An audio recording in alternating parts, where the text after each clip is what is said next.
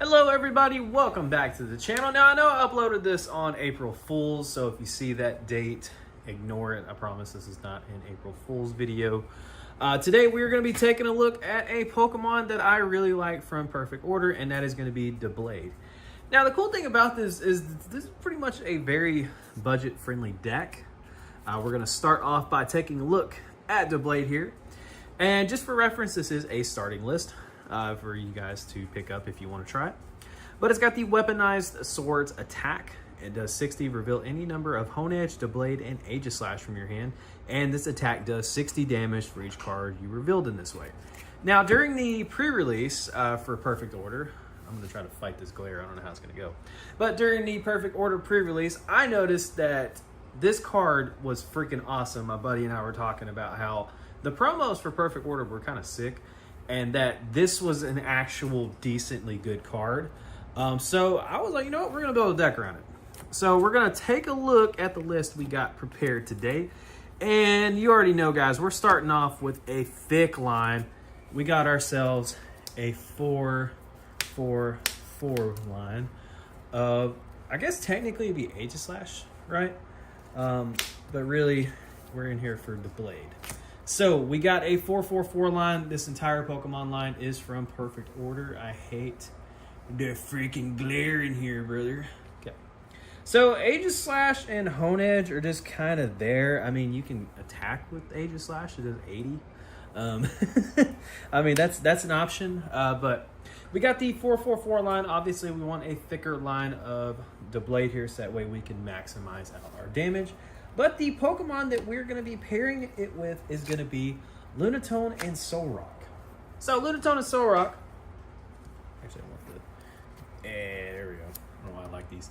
But anyway, so we got a 3-2 line of it. But the reason why we're pairing it with this Pokemon has a big glaring weakness. This deck has a humongous weakness, and that is anytime you have some hand disruption hit you. Cards like Reset Stamp, cards like Judge come to mind immediately. Xerosic you can kind of play around just because you just don't discard your Doublade, Aegislash line, whatever you want to call it. However, getting hit by Reset Stamp and Judge absolutely sucks. I can speak from experience through playing this deck. So Lunatone and Solrock is not only good for the early game, but it's also good with the Lunar Cycle, allowing you to draw 3 cards, kind of dig through your deck a little bit. We're running a 3-2 line. We really want to try to start with Solrock if possible, or at least get it out into the active position, which is cool. If you can't take a knockout with the Blade, I mean, Solrock's there to kind of soften some stuff up. It's also a really good early attacker to lead with, which is nice. Next up, we have another very important pivotal piece of the deck, which is Genesect EX. This allows you to search out 2 evolution metal Pokemon. So its Metallic Signal is basically just 120 damage, which is nice. And then we're going to round it out with 1 Pheasantipity EX. So this is another good thing here. If you get hit by some hand disruption, the Blade only has 100 HP. Solrock only has 90, I believe. Is it 90? 110. Wow, I was way off. So Solrock only has 110 HP, so these Pokemon are pretty fragile.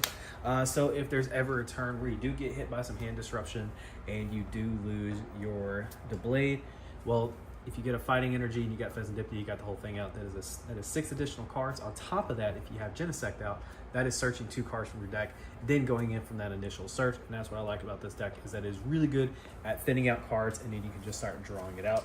I swear, sometimes it looks like I'm playing Alakazam. All right, so as for the supporter line, big glaring thing you're going to notice is that we do not run any Lilies, and that's because we don't want to reshuffle our hands. So we're going to start off with Hilda. This is a very, very important card in this deck. So it allows you to search for an evolution Pokemon and an energy card. We'll get to that in a minute, but that is very, very important.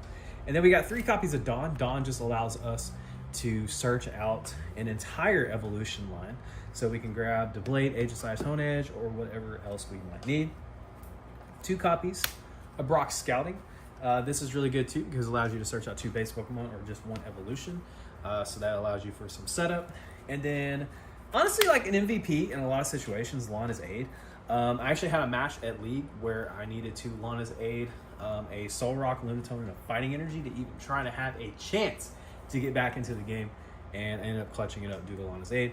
All in all, too, it can grab an entire line of Doublade back. It can grab Doublade, Hone Edge, Energy, just whatever you might need for the situation while its aid is there. And then we're going to round out with one copy of Boss's Orders. We don't have a lot of gusting in here, but we have a little bit. And then as for the item cards, obviously we're running 4 Pokepad. I mean, it gets everything in this deck except these 3 right here. So that is huge. And then we got 4 copies of Fighting Gong. That is going to give you a chance to search out Lunatone, Soul Rock, and your Fighting Energy.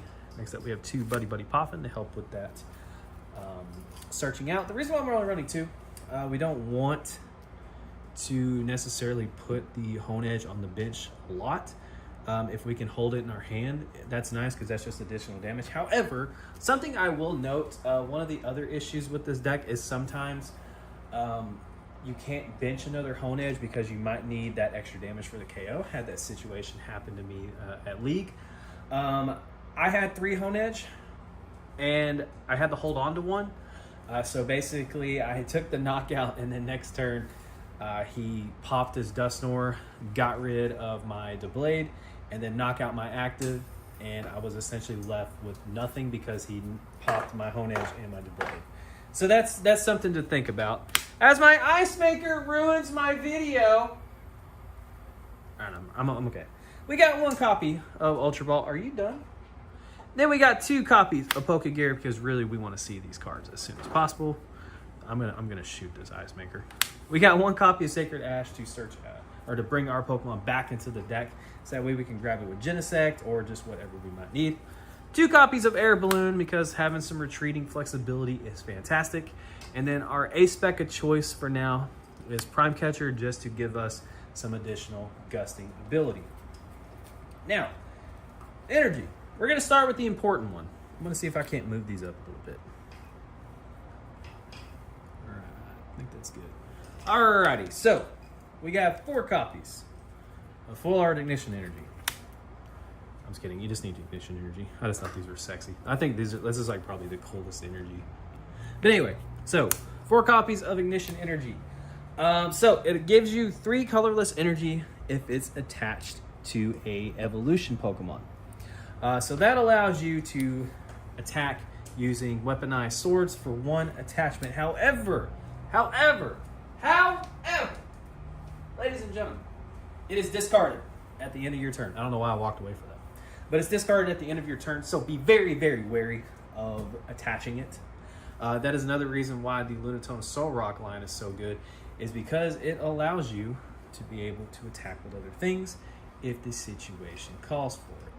And then we're going to round out the deck with 8, count them, 8 Fighting Energy. And that is just for our Lunatone Soul Rock. And if I can get it on for, yeah, there we go.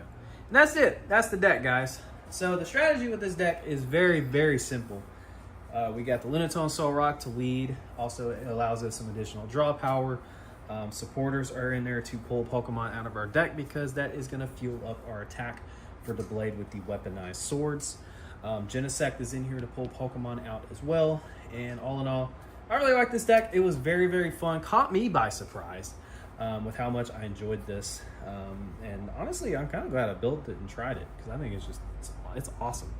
But if you guys enjoyed the video, please make sure to let me know by giving the video a thumbs up. Subscribe to the channel if you're not subscribed. And I'm about to record another deck profile. I'm going to get 2 of them knocked out so that way I can kind of upload some videos and have them ready for future reference. So stay tuned. Within the next couple of days, you might see another deck. Or it might be tomorrow. Heck, I don't know. It just depends on when I'm feeling like uploading. But anyway, you guys are awesome. Take care. Much love to you. Have a fantastic rest of your day. Peace out. Don't forget to like, follow, and obey.